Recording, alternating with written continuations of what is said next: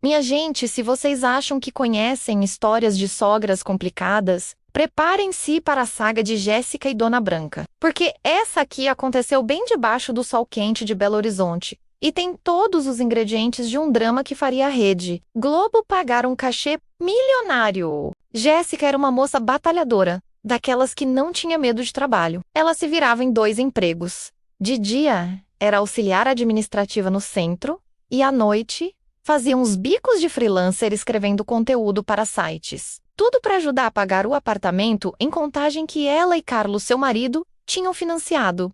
O problema? Carlos era o filhinho da mamãe, e a mamãe em questão era Dona Branca, uma senhora de 66 anos, que, honestamente, ainda achava que o cordão umbilical estava intacto. Dona Branca não apenas morava perto, como habitava vezes a vida do casal. E ela tinha um alvo principal: Jéssica. Para Branca, Jéssica era uma aventureira que tinha roubado o tesouro dela, o Carlos. A tensão começava nas coisas mais simples, como o jantar. Certa noite, Jéssica tinha chegado exausta e preparado um estrogonofe delicioso. Quando Branca chegou sem avisar, claro, ela inspecionou o prato de Carlos, com a ponta do garfo, e fez aquela cara de quem comeu e não gostou. Carlos, meu filho, você vai comer essa gororoba cheia de creme de leite? A Jéssica não tem o menor cuidado com a sua saúde. Vem cá, deixa a mamãe cortar sua carne. Essa aí tá muito grande. Vai te engasgar, ela dizia, pegando a faca e o garfo, e cortando os pedaços de frango para um homem de 30 e poucos anos que dirigia caminhão,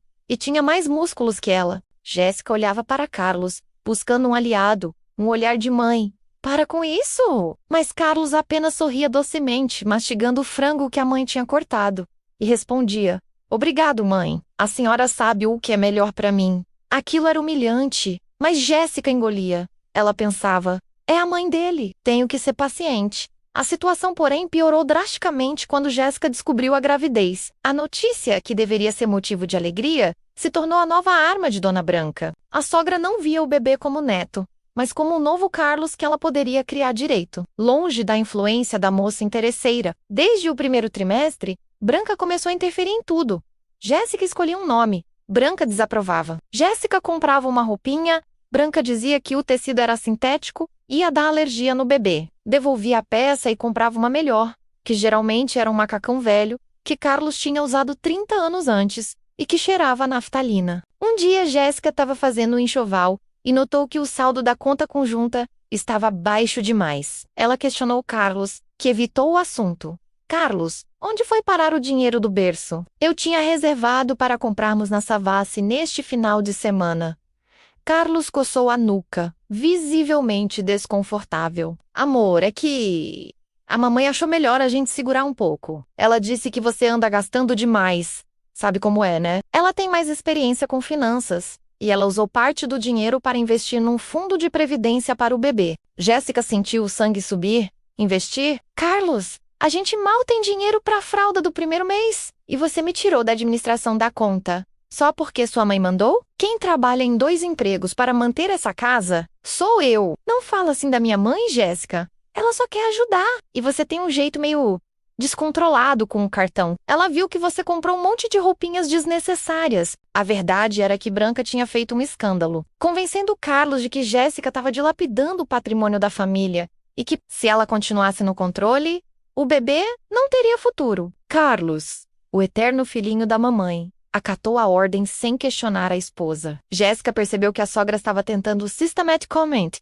minar a sua posição como esposa e mãe. Ela estava sendo transformada em uma inquilina, uma hospedeira que estava ali apenas para fornecer o neto. O auge da humilhação pública aconteceu no chá de bebê, organizado e controlado por Branca no salão de festas do bairro. Branca convidou todas as amigas dela e fez questão de falar mal de Jéssica em voz alta, como se fosse um monólogo de teatro. Jéssica, grávida de 8 meses, estava um pouco inchada, menos o que é completamente normal, não é? Mas Branca não perdoou. Enquanto Jéssica abria um presente, Branca se virou para as vizinhas, que cochichavam, e disparou. Olha só, a pobrezinha mal consegue andar. Eu falei pro meu filho que ele tinha que pegar uma moça mais reservada, que cuidasse do corpo. Mas essa moça de hoje, pior que agora vai demorar horrores para ela voltar a ser decente.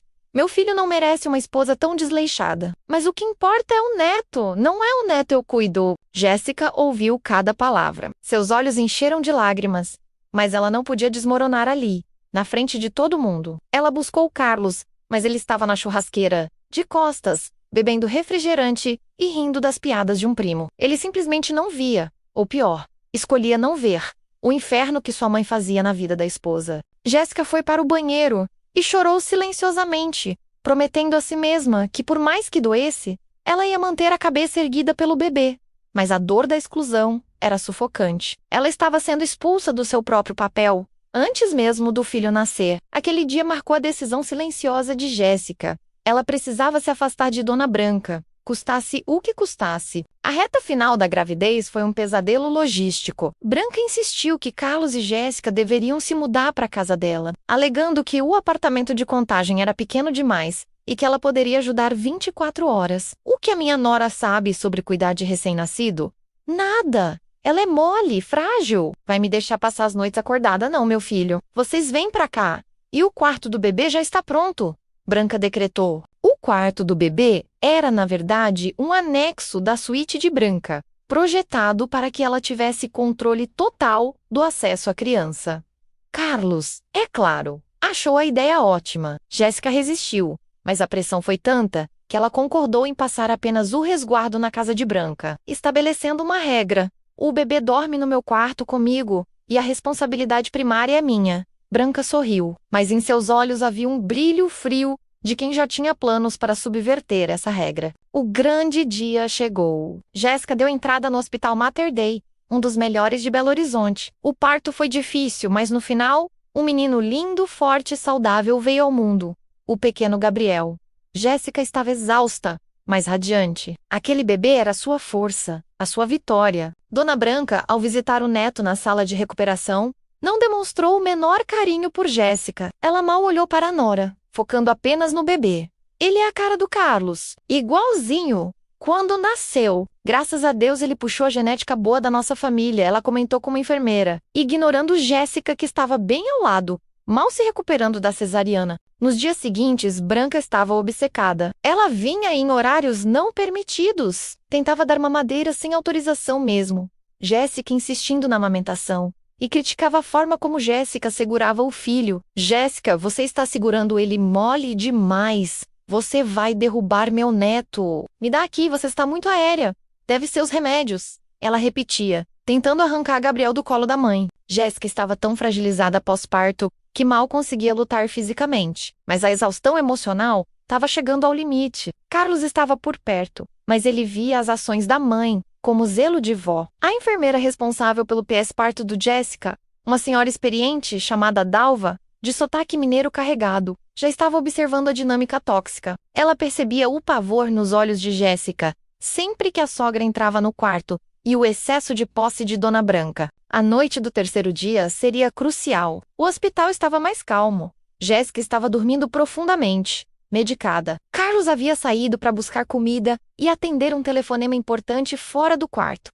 Era a chance de Dona Branca. Branca havia passado a tarde inteira estudando a rotina da maternidade. Ela notou que a ala de pós-parto ficava mais desguarnecida por volta das 22 horas, quando havia troca de plantão, e as mães já estavam sonolentas. Com um plano diabólico na cabeça, Dona Branca saiu do seu carro e voltou para o hospital, mas desta vez, ela não estava vestida com seus trajes chiques de mãe da família. Ela usava um casaco de moletom cinza com capuz e uma máscara descartável, alegando que tinha tido um resfriado subitamente, uma desculpa que funcionava naquele ambiente. Ela entrou sorrateiramente no quarto de Jéssica. Gabriel estava no berço lateral, dormindo. Branca olhou para a nora, que parecia um anjo dormindo, e sentiu uma ponta de ódio e triunfo. Ela acreditava que estava salvando seu neto de uma mãe incompetente. Meu amorzinho, vovó vai te levar para casa, onde você será cuidado de verdade, ela sussurrou, pegando o bebê com uma agilidade surpreendente. Ela o envolveu firmemente em uma manta grossa que tinha trazido em sua bolsa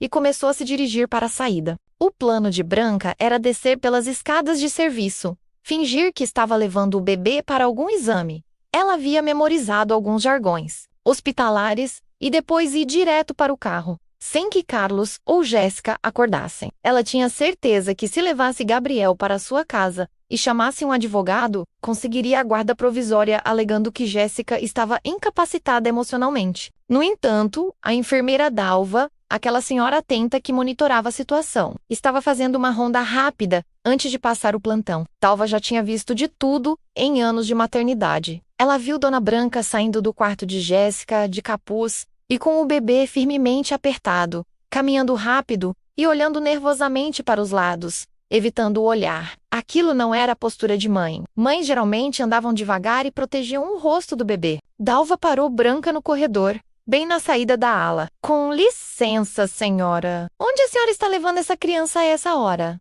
Dalva perguntou, com a voz baixa, mas firme. Branca gelou. Seus olhos se arregalaram por trás da máscara. Ela tentou manter a compostura. Eu sou a avó.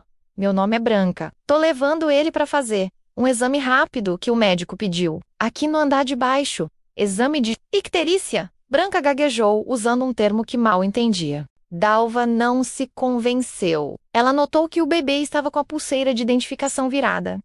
E que o rosto de Branca estava suado, apesar do ar-condicionado. A senhora pode me mostrar a pulseira de identificação da mãe, por favor? E o pedido médico?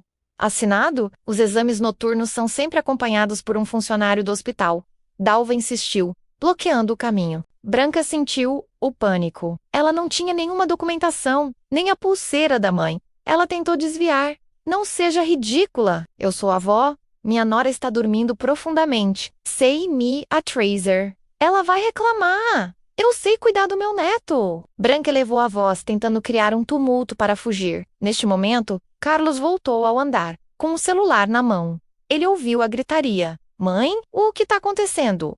Onde está o Gabriel? Dalva foi rápida. Ela tirou delicadamente o bebê dos braços de Branca. Seu Carlos, sua mãe estava saindo do quarto com o bebê debaixo de um casaco, alegando que ia fazer um exame. Ela não é funcionária e não tem permissão para retirar a criança do andar, Dalva declarou, com a calma profissional que precede o caos. Carlos olhou para a mãe. Branca, desmascarada, estava pálida, com a expressão de uma criança pega em flagrante, roubando um doce. Jéssica, despertada pela confusão e pela ausência de seu filho, saiu cambaleante do quarto, amparada por outra enfermeira. Meu filho, onde está o Gabriel? Ela gritou, com o coração acelerado. Quando viu Dalva segurando seu filho e a mãe de Carlos, ainda de casaco e ofegante, a ficha caiu. Jéssica lembrou das histórias, das humilhações, da obsessão de Branca. Ela tentou roubar meu filho, não foi? Foi isso que você tentou fazer, Dona Branca? Você ia fugir com ele. A voz de Jéssica saiu como um rugido, a fúria e o instinto materno superando toda a dor do pós-parto. Branca tentou se defender, a máscara da boemia caindo no chão gelado do hospital. Não, não, Jéssica. Eu só ia dar uma volta com ele. Você não estava cuidando bem. Você estava dormindo. Eu sou a mãe do Carlos. Eu sei o que é melhor. Carlos estava paralisado. Ele nunca tinha visto a mãe, a quem ele idolatrava, sendo confrontada de forma tão direta. E o crime era inegável. Tirar um recém-nascido da maternidade, sem autorização, envolto em um casaco. Mãe, é verdade? A senhora ia levar o Gabriel? Carlos perguntou, a voz embargada pela traição e pela descrença. Branca, acuada, olhou para o filho, não buscando perdão, mas cumplicidade. Eu estava protegendo nosso sangue, Carlos. Essa moça é irresponsável. Ela não é digna de criar meu neto. Aquele foi o estopim. Jéssica correu para o lado do bebê, abraçando-o, e olhou para Carlos com uma firmeza que ele nunca tinha visto. Carlos, ou você fica ao lado da sua esposa e do seu filho, agora, ou você vai para a casa da sua mãe e nunca mais volta. Eu não vou criar meu filho com uma mulher obcecada e criminosa rondando a minha vida. Você viu o que ela fez? Ela me humilhou, me sabotou e tentou roubar nosso bebê. O silêncio no corredor era pesado. Todos os anos de Carlos sob o controle materno se esvaíram naquele momento de clareza aterrorizante. Ele viu o desespero de Jéssica, a seriedade da enfermeira e a maldade pura no olhar da mãe. Mãe, a senhora passou dos limites. Ele conseguiu dizer, a voz fraca. A senhora tem que ir embora. Dona Branca não chorou de arrependimento. Chorou de raiva. Você está escolhendo essa forasteira, Carlos? Depois de tudo que eu fiz por você?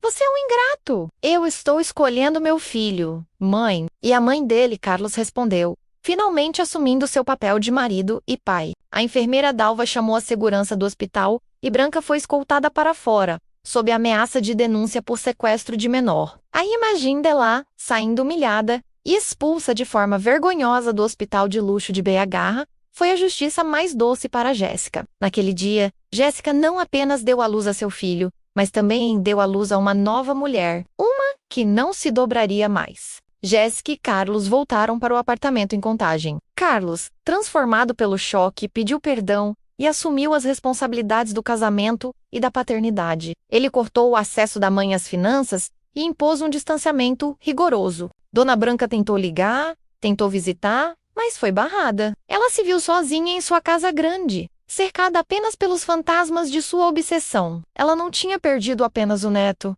mas o filho que ela tinha tentado manter eternamente bebê. Ela terminou seus dias isolada, murmurando para as fotos antigas de Carlos criança, sem nunca entender que o amor é liberdade, e não posse. Jéssica finalmente tinha paz e a família que merecia. A batalha havia sido dura, mas a vitória foi completa.